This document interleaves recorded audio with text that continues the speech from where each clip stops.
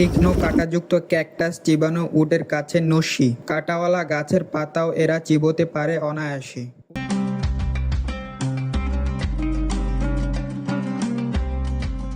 উটকে মরুভূমির জাহাজ বলা হয় এর অবিশ্বাস্য সব ক্ষমতার জন্য।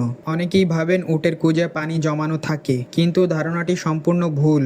উটের কুঁজে থাকে চর্বির বিশাল ভাণ্ডার। যখন খাবার বা পানির অভাব দেখা দেয়, তখন এই চর্বি ভেঙে উটের শরীরে শক্তি এবং পানি দুটোরই যোগান দেয়।